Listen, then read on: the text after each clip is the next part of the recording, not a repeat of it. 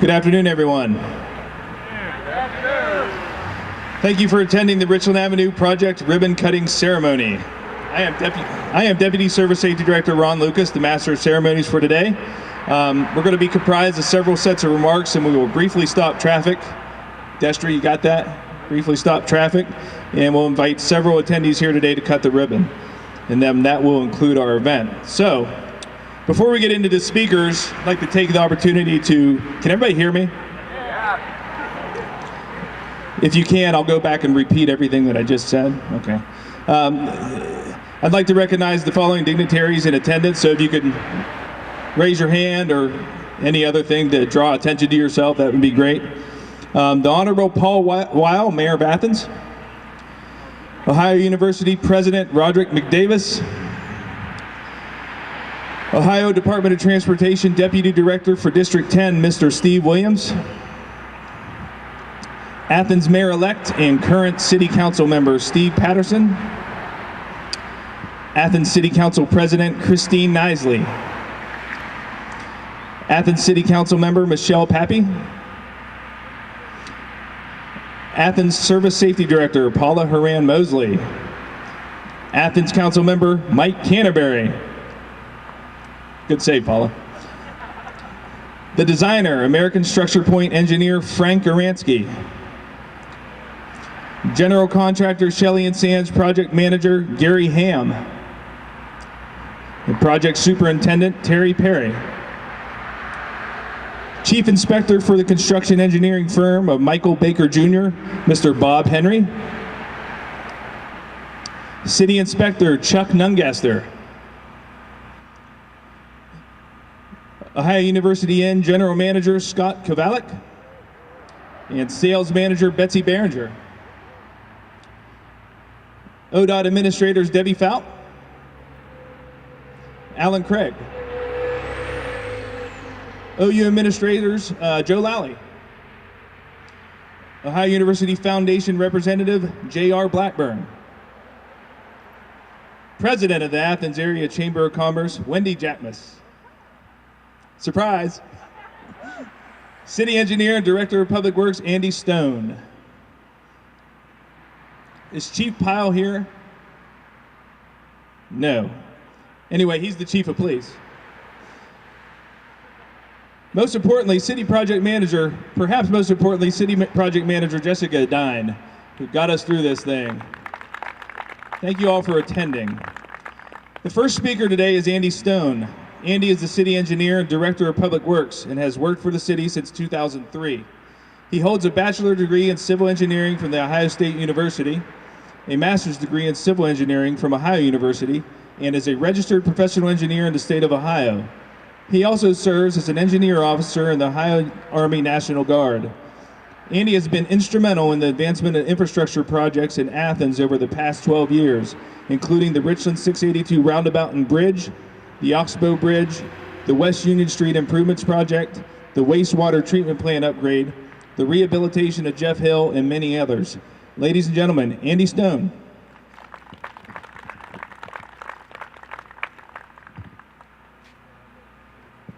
Thank you, Ron.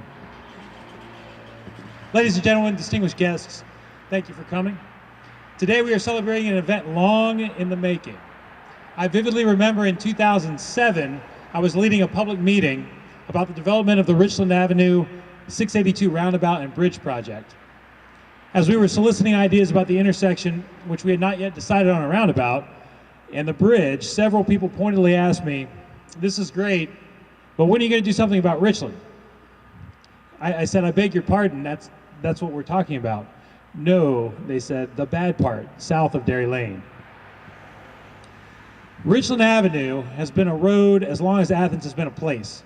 Arthur Coates, one of the founding citizens of Athens, owned a farm in the bottomland directly south of the city that spanned from present-day Bird Arena to south of the place we are currently standing.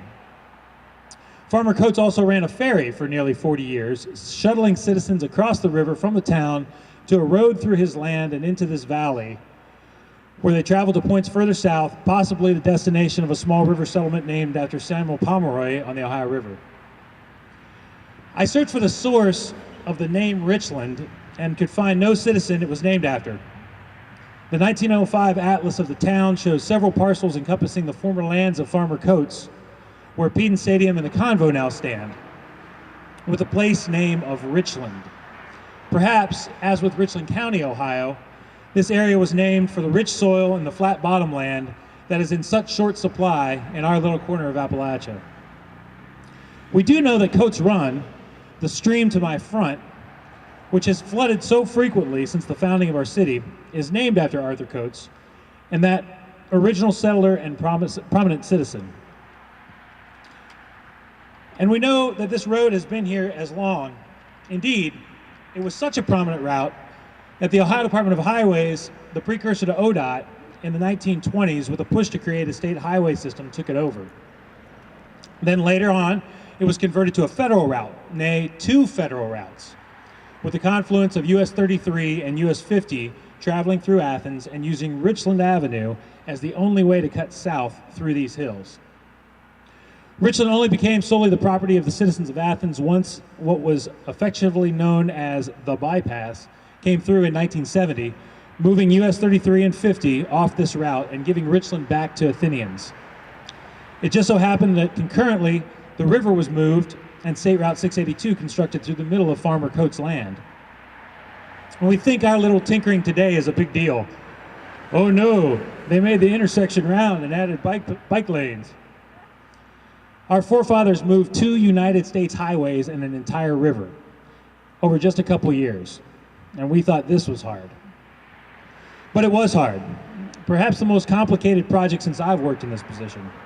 Historically, not only was the Coates Run Valley the logical place since the founding of Athens to run a road to the south, but it also is the easiest place to run utilities, both public and private.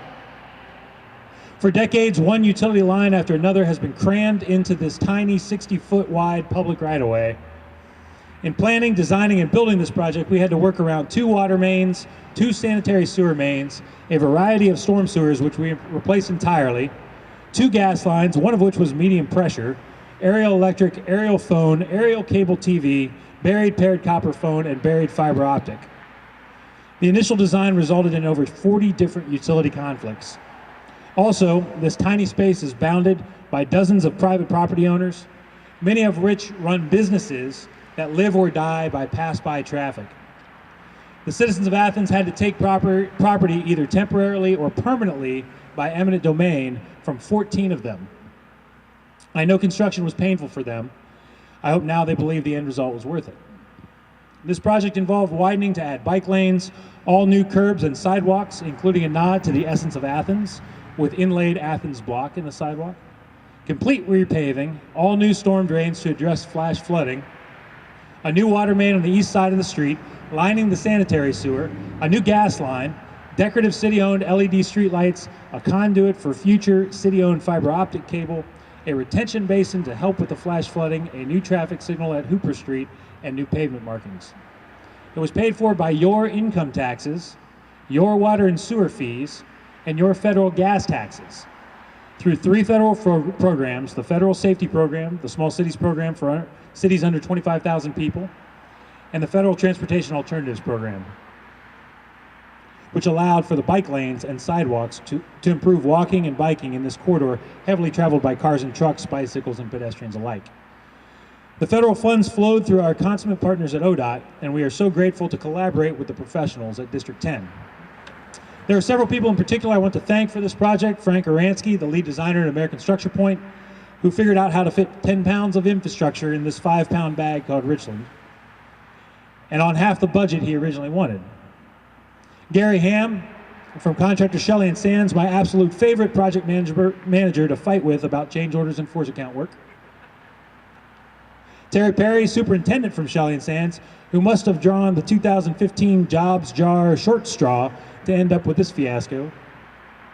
Bob Henry, project inspector from Michael Baker Jr.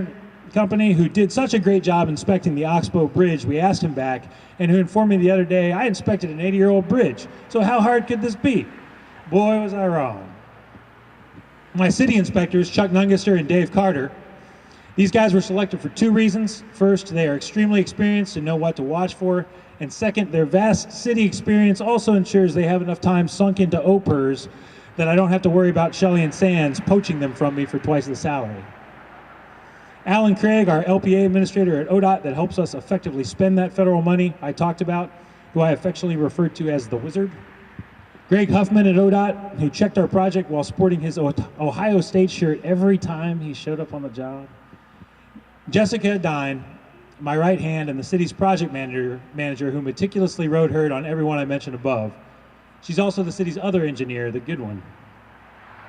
And also Patty Whitmer, my criminally underpaid capital improvement project secretary, who managed all the paper, bill paying, and reporting surrounding this multi-million-dollar project, and not to mention organized the ceremony today. I'd also like to thank the officials at Ohio University and the OU Foundation, including the OUN, as well as for the folks from the utility companies, American Electric Power, Frontier, Time Warner, and Columbia Gas. And finally, the business owners and residents of Richland Avenue. The success we experienced here required all of their extensive cooperation, which I'm sure was very painful at times. I know it looks like just another road now, but this project represents a tremendous amount of work by a large number of people. This project was long overdue, and I believe the reason, as I've told my staff multiple times, was because it was in the too hard to do category. So we, as a city, kicked the can until now. It was these folks that I mentioned here today and many others who helped build a beautiful arterial roadway and associated under and above ground infrastructure for the citizens of Athens. And for that, we owe them our sincere thanks and appreciation. Thank you.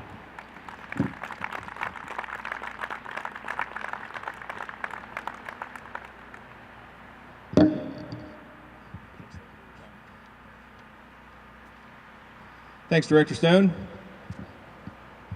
Our next speaker is Ohio University President Dr. Roderick McDavis. Dr. Roderick J. McDavis became Ohio University's 20th president on July 1st, 2004. As the university's first African-American president, he has been a tireless ambassador for Ohio's students, faculty, staff, and alumni. The Urban Scholar and Appalachian Scholar programs, the Interlink Alliance Partnership, and Ohio University's commitment to climate neutrality are among the many initiatives that have come about as a result of his leadership. His commitment to tomorrow's leaders has greatly advanced Ohio University's vision to be the nation's best transformative learning community. Ladies and gentlemen, Dr. Roderick McDavis.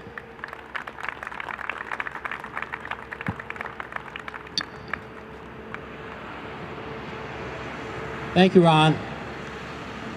I am just delighted to be part of today's ceremony. On behalf of Ohio University and on behalf of the Ohio University Foundation, we couldn't be more pleased with the completion of the Richland Avenue project. In fact, this very parking lot that we're standing in, I know that my colleagues at the Ohio University Foundation at the OUN are just delighted with the way this new parking lot has been completed. We congratulate the city of Athens on the completion of the reconstruction of Richland Avenue. Richland Avenue joins probably Court Street, State Street, West Union, and a few others as a main artery through our community. So, given that, this is really a big deal. The dedicated work of Mayor Weil, the City Council, planners, and construction crews has resulted in a roadway that will restore Richland Avenue's prominence as an important economic corridor in Athens. And having visited with some of the other businesses on Richland Avenue, I can tell you firsthand, they are thrilled that this project has been completed. Each day, thousands of students, faculty, and staff use Richland Avenue to walk, to cycle, or drive to and from campus. The new sidewalks and crosswalks will improve pedestrian safety and improve access for individuals with disabilities. The new bike lanes encourage use of alternative transportation and give our cyclists a safer route to use. The newly constructed Richland Avenue now provides a smooth ride for everyone. However, the road to completion was a bumpy one. Besides the challenges of maintaining traffic in a construction zone, The project had to recover from flooding caused by several rainstorms of biblical proportions. The relocation of many above-ground utilities to new underground pathways was a much-needed improvement. Also, it serves as a positive reminder of the ability of Athens, Ohio University, and other partners to coordinate and cooperate to form a better community. We are very thankful for the city's patience and perseverance in completing a project that benefits everyone in our connected communities. Athenians, Bobcats, vehicle transmissions, and tires all salute and thank you for a brand new Richland Avenue.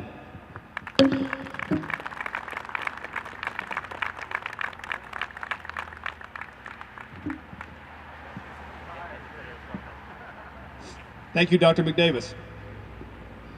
The final speaker is the Honorable Paul Weil, Mayor of the City of Athens. He didn't want me to do a long biography, but I'm going to. Mayor Weil is serving his second term of office as Mayor of the City of Athens. He serves on the Executive Committee of the Buckeye Hills Hocking Valley Regional Development District and Board of Directors, Athens County Economic Development Council. He previously worked as a laboratory research technician in molecular biology at Ohio University College of Osteopathic Medicine, Biomedical Sciences, and similar research positions within Ohio University since 1981. He's also served in local government as a councilman and on various boards and commissions. He holds a Bachelor of Science in Chemistry from Marietta College. Paul Weil's leadership has allowed Athens to flourish over the last 8 years, overseeing responsible economic growth as our city's population has increased. He directed huge improvements to our infrastructure, and he is a regional leader in Southeast Ohio, sharing his successful ideas at the Mayor's Partnership for Progress as a steering committee member at the Regional Transportation Planning Organization and in many other venues.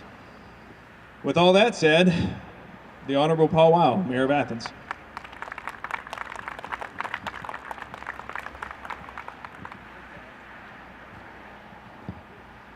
Thank you. This is project number 244, started 2007. I'd like to thank Andy and all the members of ODOT who put this together. It's a lot of money, it's a lot of work. We've got the history from Andy. We've got the saved transmissions and tires from President McDavis. And as you all know, that was a chore to get down here last year, 2 years ago. I'm not going to speak that long. I'll probably try talking as long as it takes for us to travel from one side to the other, okay, the spans. I think the next thing we'll have in terms of chores is slowing down the traffic, make sure that they don't go over 35 miles an hour. That will be one of our projects. I'm glad that we've added the bike lanes, the sidewalks, and a beautiful road. And as Andy mentioned, that there was a lot of infrastructure to stick in a small area.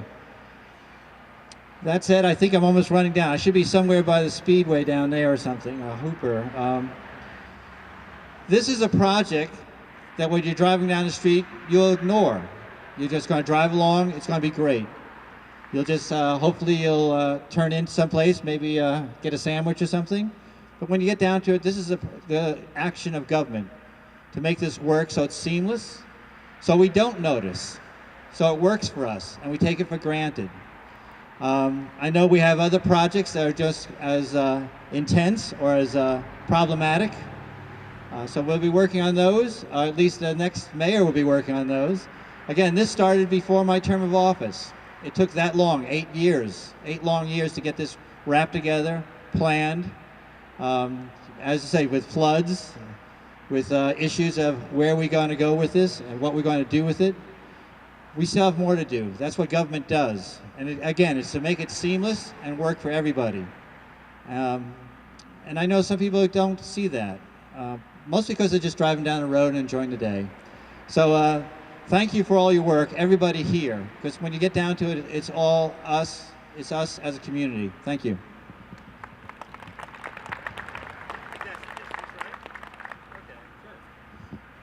The stroll, the long stroll. Thank you, Mayor Weil. All right, so with all this said and done, thank you everybody for speaking. If the elected officials, Dr. McDavis, Service Safety Director Paula Horan Mosley, Director Andy Stone, Director Williams, Engineer Aransky, Superintendent Perry, Inspector Nungaster, Inspector Henry, and Project Manager Adine, who has been actively passing out scissors, jumping the gun on this whole thing. So thanks, Jessica. That's what's so great about Jessica. She's always proactive. So if you could proceed to the street, Chief Pyle. Does everybody have their scissors? All right, are we ready, John? All right, on the count of 3. 1, 2, 3.